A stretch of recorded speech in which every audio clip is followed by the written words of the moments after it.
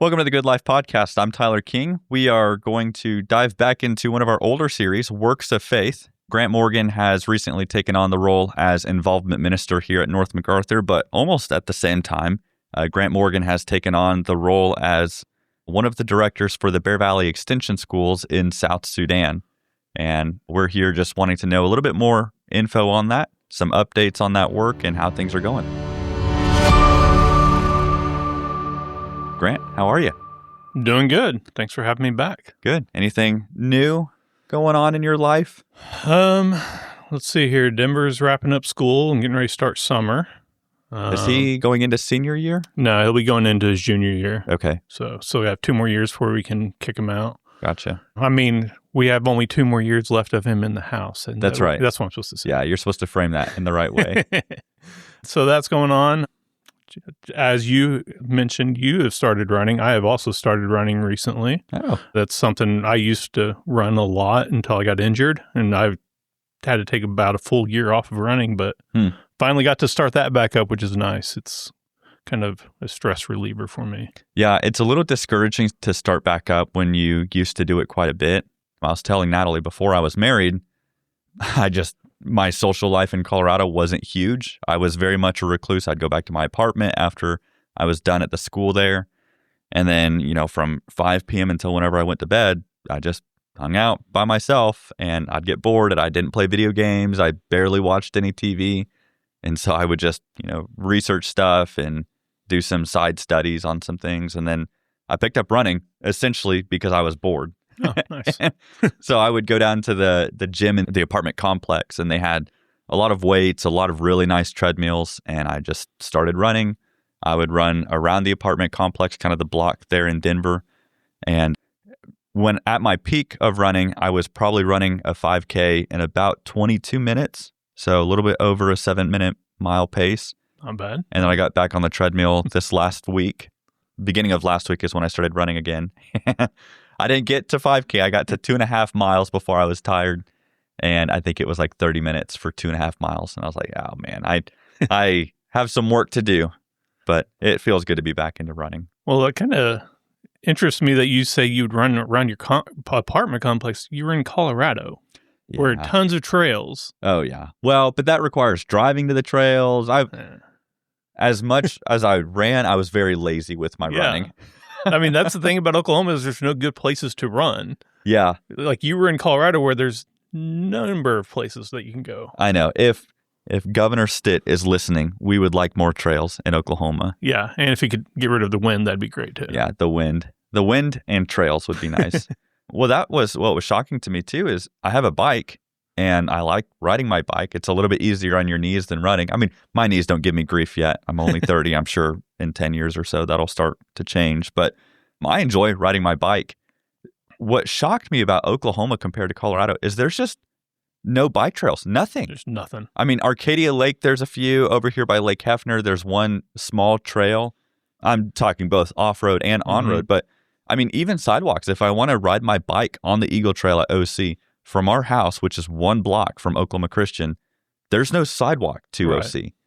And that means that I have to ride on the road, which is fine, but you never see people riding bicycles on the road here. And so I don't want to get hit by a car because people aren't used. When I lived in Boulder, there were probably more bicyclists than there were motor vehicles. Right. Just everyone rode their bikes. And then Castle Rock, which is a metro south of Denver, about an hour south of Denver, depending on traffic. You could ride your bike from Castle Rock almost to Fort Collins all on bike trails. And I mean, just the network in Colorado of trails is crazy. And I know that's other places too. Yeah. Other bigger city metropolitans, there's a lot of trails. But Oklahoma, not only are there not trails, there's no sidewalks. No.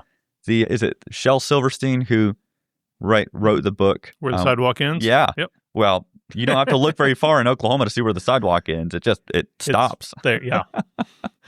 Yeah, we've got a lot of sidewalks to nowhere in Oklahoma. Yeah. Like there'll be a sidewalk and all of a sudden it's just like, oh, now you're in grass. Yep. Yep. And broken bottles and all sorts of stuff. So we love Oklahoma. Yeah. We sure do. I know we definitely moved out here for the people and not the landscape. I like the red dirt and I think the sunsets are pretty. Yeah. Beyond that, that's good of you finding positives. Not Yeah, we do our best. So I wanted to kind of touch base with you. I mean, even working with you in the office, we don't ask you much about South Sudan. I actually saw a news headline, I think it was yesterday or the day before. South Sudan is on the U.S. list of do not travel places, which they're always on the list of do not travel. That's going to be a pretty regular they'll be thing. on there for a while. But this reason was pretty new. There's an Ebola outbreak. Yeah. So that's fun to deal with. Congo is on that as well, and I think another country. I think Uganda, maybe, or yeah, one of those. There's a few that it's kind of morphed into. So you've got a number of different things that you're dealing with in South Sudan in terms of students. So just kind of a quick recap. What is it that you do for South Sudan? What's the work over there?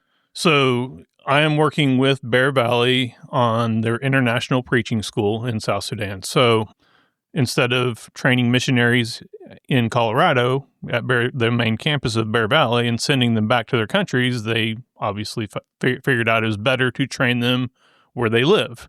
So Bear Valley has 80 plus international schools in many different countries. So South Sudan is one of those. And so for each school, they try to have a coordinator here in the United States that's kind of overseeing things, working with the country's staff. Like, so each school has a in-country staff, a director, teachers. And so my job is to communicate with them, making sure that, their things are going well, answering any questions they have, trying to handle their budget, dealing with problems that arise, which is a lot. Mm-hmm. It's amazing how many different problems seem to be popping up recently. I'm like, okay, can we just have a week where I don't have to try to solve a problem? But then there are times where it's like, oh, I haven't heard from them in a week, so maybe everything's going smoothly. So yeah, sometimes no news is good news. But my job is to be their contact here in the States to try to answer their questions or solve their problems, or if they need more funding, try to figure out if we're going to fund it or not, which usually the answer is no. Yeah. Which we'll get into a little bit. But. Yeah. So that's a very new role for you. Yes. Have you been enjoying it so far? Have you seen some of the fruit from that labor? I mean, you started this back in September? Yeah, September, October. My first official trip to South Sudan was last November. Okay. But I was doing a little bit leading up to that. But yeah, so since last November, pretty much from that point on is when it really kind of took hold and took off. Yeah, and I know for a lot of those Bear Valley schools, typically the peak of seeing fruit from the labor is whenever you see students graduate. Right. But for Bear Valley, it's kind of unique because the students are typically pretty involved and active in ministry even as students. Yes. And so has that been the case in South Sudan in terms of students kind of ministering to other people? That to me has been the most rewarding thing about working with the school, because the school has 12 students currently, the one in South Sudan. Each country is obviously a little bit different. The first year, this is only their second year of being in operation, so it's a 2-year program. So they're on their second year, so they haven't had a graduating class. So you can't really go by, oh, we've had this many graduate. So this is the first group they've had in South Sudan. But the other countries, they've been going on for a while. So South Sudan's a newer work for Bear Valley. But the first year, they were in a smaller town about 3 hours north of the capital. They did a lot of outreach in that town. In fact, they got in contact with I want to say it's like almost like a high school, secondary school type. I don't even know how, it's not really what we consider high school here, but it was almost like a boarding school. They would go in, and on the weekends they would ask if they could teach the kids, and it got to where they started having worship services over there on Sunday, and they were able to convert a lot of people, start a congregation in that area. And so they were being very active in that town that they were in. However, when I took my trip there in November, it became apparent that we needed to try to move the school to the capital city. The reasons we didn't start the school in the capital city were no longer there, that we needed to stay out. There was a reason we chose not to be in the capital city originally, and that had changed. So financially and logistically, it was a lot better for them to move to the capital. So we actually moved the school to the capital in December. So that's kind of a new aspect that they're dealing with this first couple months of being this year, is trying to reestablish an evangelism aspect in their new location, which it's starting to take off again. They've been able to reach some new people, and they found a new area where they've been very successful in reaching people, baptizing them. They've started a new congregation just recently where right now they're meeting under a tree, and the last pictures they sent me, it looked like there's about maybe 20 to 30 people showing up. Wow.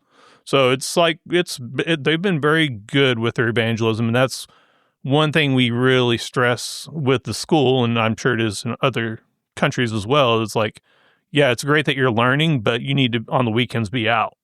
Be in your community, reaching out, finding new ways to, like, you don't get the weekends off.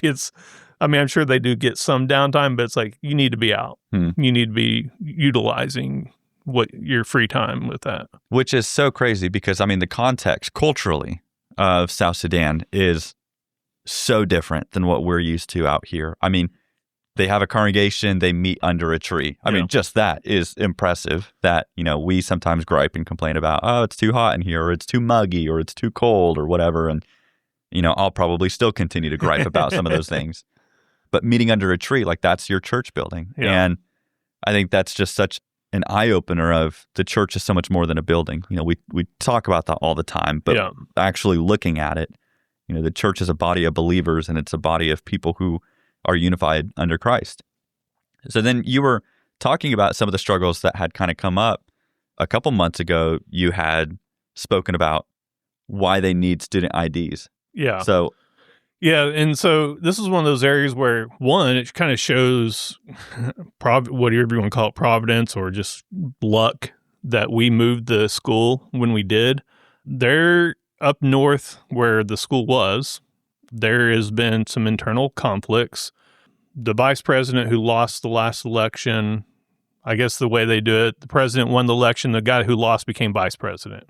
And so they have to try to work together. Oh, man, that's a terrible idea. It's not working out too well because and I may be butchering their political system, I don't know, but that's, from my best understanding, what has happened. And the people that supported the vice president are now trying to overthrow the government. Basically, they've started like their own little military up north, and they're trying to work their way down to the capital. And so there's been almost like a mini civil war brewing up in the northern part of the country, which the town I was in when I was there, where the school was, is on the very edge of that area where the conflict is arising. But one of the problems the country's having right now is, I guess, it sounds like they're not financially set. It is the poorest country in the world. They don't have money. They have not been able to pay their soldiers. So the soldiers have decided, we're not going to go fight. So the military for the country is not going up to fight the rebels that are trying to overthrow the country or the government, because we're not getting paid. We're not going to go fight. Yeah, absolutely. So the government's answer is to go, if you see a young man walking down the street, pick him up and go send him to fight. That's their answer, is like, okay, here's some people just on the street. Let's go make them fight. They do, however, make an exception. If you're a student of a school, they will not force you to go fight. And so a few of our students were approached by military or by the government of, hey, you guys are going to go fight. And our teachers had to step in and be like, no, wow, there's students. You guys said no students are going. And they said, well, if they're students, they need a student ID. So quickly, we are producing student IDs so that our students don't get forced to go fight. Wow. So, yeah, it's definitely something we don't obviously deal with here. That's a great recruiting technique, though. If you want to get more students under Bear Valley, say you can either go fight in the war or you can be a student at Bear Valley. Yeah. And I'm sure there'd still be people, I'd rather go fight in the war. Yeah. Because that is one thing about the schools in Bear Valley. We definitely try not to incentivize, being there. There are some preaching schools out there that are not Bear Valley related where they will pay students or, it's like, oh, look, all these students we got. It's like, well, yeah, it's easier to be a student than it is to live on your own. But yeah, I'm sure some would rather fight than be a Bible student. Well, and that is also impressive too. I know for some, hearing 12 students, that's not that big. I mean, you think about some of the schools that we have here in the country, but I mean, even working for Bear Valley, if we got 12 students coming in August as freshmen, that would be huge. I mean, we would absolutely love 12 students. Our goal was always trying to get 15 students in August and 5 students in January. And, we would try and overachieve that goal. But for Bible students and ministry students, 12 is an excellent number, especially for the first year. I mean, that's super impressive. And what shocked me is, at first hearing that, I didn't realize how impressive that was until I started realizing what these students are sacrificing to be at a school for 2 years, leaving their homes, many of them leaving families, kids, wives. They are leaving their life behind for 2 years. I mean, they take breaks and go back, but literally they're going to school and not making money, obviously. So it's like they are making a huge sacrifice. Their family's sacrificing for them to be at the school. And, it's not a walk in the park. I mean, it's tough sacrifice that they're making. And just to think, if I was in that situation, would I be able to give up what they're giving just to be at this school? And that's just kind of shows the dedication that they have for what they're doing. Yeah, absolutely. And I mean, we're so pampered in this country in terms of a lot of that. I mean, I think, I can't remember how many schools, you'd probably know more at this point than I do, having more connections to Bear Valley than I do at this point. But last I had heard, there's over 80 schools in the extension programs for Bear Valley. And a lot of these schools are that same model of like, if you are a 2-hour drive away or a 3-hour drive away, you leave your family behind, you come and be a student. On the weekends, maybe you go back to your family and see them. I mean, but there's this huge sacrifice. What's amazing is the fruit that comes from it after that. And 2 years is pretty quick. Like 2 years it's a lot shorter amount of time than what a lot of people think. And then seeing how that impacts everything around it. So these students are coming to the Bear Valley School. That's in Bor now, right? So it wasn't Bor. It's now in Juba. Juba. That's right. Juba's the capital. Juba's the capital. Okay. Is Juba, some of these countries, especially poorer countries, the outskirts of the capital are for sure third world country. I mean, it's very primitive, mud huts, things like that. Sometimes the cities are a little bit nicer. Is Juba like that, or is it still very primitive? It's not much nicer. Really? I mean, you have a few more like actual buildings. Yeah. And you have a few paved roads, but most of it's still dirt roads. Most of it's just not much nicer than what the outskirts are. And a lot of these countries too, the capital's usually the safest place. And as you get farther away, it gets a little bit more dangerous or harder to be out in the open. Juba's not much safer. In fact, Jacob, who is the director in the country, when I was there, he's like, no, I make sure I'm in my house by dark. Oh, wow. He's like, I don't stay out past dark, so you definitely don't stay out past dark. Yeah. He's like, be in your hotel if it's dark. Don't be out walking around, because there are like he himself has been jumped if he hadn't gotten home by dark and he's out in the streets, because there are just people that roam the streets at night and they'll attack you. Which was weird, because when we were in Bor, when I went to visit in November, me and Keith, who's the director of all the international schools, we would walk at night and it'd be fine. It was more like a small town feel, not near as dangerous being out in the streets after dark. So it's kind of weird that out in the smaller town, you were safer, it seemed like. Yeah. Yeah, that is interesting. Yeah. Huh. So with these students, what kind of background are they coming from? Is there a church already established in South Sudan? Or are they just kind of starting from scratch there? Yeah, so the most of the church began in South Sudan in 2012, which is when it became country. Okay. So South Sudan was a part of Sudan. They are now two separate countries, which is a lot of confusion because people see stuff going on in Sudan and like, hey, I saw what happened in Sudan. I'm like, well, yeah, way different. That's Sudan. This is South Sudan. Yeah, even geographic. Like if you look on a map, if you see all like vegetation and stuff, even geographically, the two are very different. Very different. But so when South Sudan split off in 2012, that's when there were some missionaries that were working in Ethiopia with Sudanese refugees. Oh, interesting. And so when South Sudan split off, those refugees like, well, I can go back home now. And so they started heading back home. And so these missionaries were like, well, we've been working in Ethiopia, but with Sudanese people. So let's just go into South Sudan and start churches there. And so those missionaries started some congregations throughout the country. And so that's where most of the churches in South Sudan began. And that's where most of these students come from, is through those roots of those churches that started around 2012. But most of them come from far away from the capital. And there's two different areas they come from. One's from the northeast, one's from the northwest.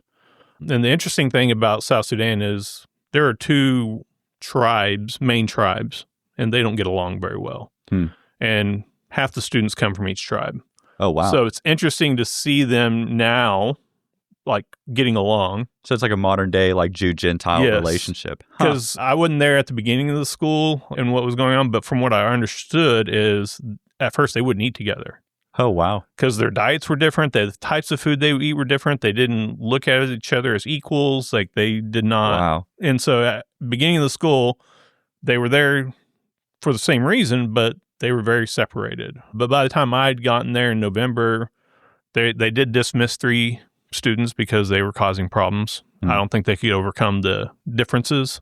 Everybody that was left, the 12 that were left, I couldn't tell you. I mean, there's some distinct physical differences that you can tell which tribe they come from, but for the most part, they're all integrated together, working as one. So it's kind of neat to see how they can kind of come together, just, the same way you see reading the New Testament, first century, these Jews and Gentiles are having to figure out, how do we come together and work as one?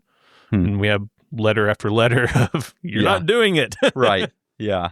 Well, and I'm sure that, I mean, we talk about times in our country where we feel divided, where, you've got Republican, Democrat, you've got Broncos, Raiders, you've got Thunder and Lake. I mean, all of the divisions, and sometimes borderline artificial division. We don't, I feel like we don't actually know what that means until you start to look at some of these other countries where, like, based on what you're eating, I think that you're less of a human being. And, like, truly, you are not as equal as everyone else. And I know our country faced a lot of that, especially with, the huge shift through racism and everything that was going on. But, man, when you start to look at the New Testament, a lot of that stuff comes to life in terms of we're all under the same kingdom and under the same king. And I feel like that's probably just such an amazing moment for some of those students to realize, like, nope, we're all made in God's image and we're all equals. Yep. Yeah, it's kind of neat to see that, like, firsthand, stuff you read about, but never experience yourself. Right. So are they coming from, I mean, I know the church was started basically when the country was started over there in 2012. Was there any religious baggage that they were bringing in terms of, like, traditional stuff? I mean, some of those countries, they have, like, tribal traditions that kind of become religion. Yeah, I have not experienced or seen any of that. I don't know if early on they had to deal with any of that, but based on what I've been a part of and been in conversations with, it's all, like, basically what we read in Scripture. I mean, I think that the fact that most of them have come out of those churches that were established, I don't know that there was a lot of religious background before that, from what I've understood. So, which is somewhat nice, because if you go into a place that has, like, a huge Catholic influence, the Philippines, which I was shocked by, but all the Spanish missionaries went over to the Philippines. That's why there's a huge influence over there with Catholicism. You're having to undo quite a bit of knowledge and learning from that to then show the scriptures. Yeah, or like in Ethiopia, you have the Ethiopian Orthodox Church, which is, like, trying to unpack a lot of the, extra books that they have in their Bible and the extra traditions and the regulations of eating and not eating certain foods. Yeah, there's a lot you can deal with, but I have not seen any of that from what my experience with dealing with the students and dealing with the teachers and the stuff that's come up. I have not seen any of that in South Sudan. Well, that's kind of nice, just to start from somewhat of a clean slate and just build on from there. Yeah. Well, that's interesting that there's not a lot of religious background. So, I mean, is it easy to talk to people about, I mean, just from your experience with either going over there or even with Jacob over there as the director, are people pretty receptive to Scripture and wanting to sit down and study? I mean, some. I mean, it's not like everybody you talk to is just going to be like, oh, yeah, let's go. But, I mean, you don't really get discriminated or treated negatively. If you want to try to reach out to somebody, it's not like Christianity's like, if you're not going to be at risk trying to share with somebody. Now, they might not be receptive. They may tell you no, but it's just a matter of finding almost like your sweet spot of where people are receptive. Yeah. For instance, like where they're at now, they found this group of ladies that were very receptive to wanting to know more, and they all were baptized. And from that, those ladies have now reached out to their whole like neighborhood. And now that they've been able to find, it's almost like once they found an end to that neighborhood, the rest of the neighborhood was now more open to, oh, let's hear what these people are saying. Which I think is a huge principle of evangelism. Yeah. You know, our method of just going out and asking people for Bible studies, yes, that works sometimes, but more often than not, it's connections of connections of connect. It's networking. Yeah. And you sit down with one individual, you study with them, they convert over to Christianity, and then they probably have either family or friends who might be interested in studying as well. Yeah. So that's very much how it is there. It's, people aren't going to necessarily treat you negatively, but once you get that into a certain community or a certain area, it seems to really take hold. So is that area of Juba very spiritual at all in terms of like, are they seeking something? Do they believe in something, or are they kind of just neutral? I mean, with all the war-torn area and, I mean, economic poverty and everything. Unfortunately, my perception or what it seems like to me is they're just in a survival mode. You don't see like, some countries you drive around and you see churches, like denominations everywhere. I did not see any of that while I was there. Like I did not see any signage of like, hey, come worship here, or hey, a church meets here, which in most countries, even third world countries, you see, hey, so-and-so church meets here. Right. I did not see any of that. It did not seem to be a big presence, any religious anything.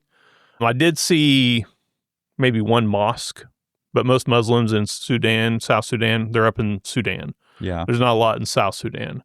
So it's interesting, even from like the city standpoint or the capital standpoint. Yeah, and maybe it was just the limited area I was in. But still, but I mean, you would think there'd be something. But to me, I think they're in such a survival mode, and they have been since they split off. It seems like they've just never had a time of, we're doing it. It's almost like from day one, it's like, okay, we're our own country now. Let's try to survive. And it's just one thing after another, whether it be internal fighting or, just crime, poverty. I mean, I've never started my own country, but if I think I started a country, I think my biggest thing would be trying to find money for it. Yeah. And they obviously have had that same problem. It's like, where do we get money? Well, and you had even talked about too, like trying to create exports is very difficult because if you try and go get a field over there and start to, create an agricultural system, someone could come up, kill you, and take your field. Yeah.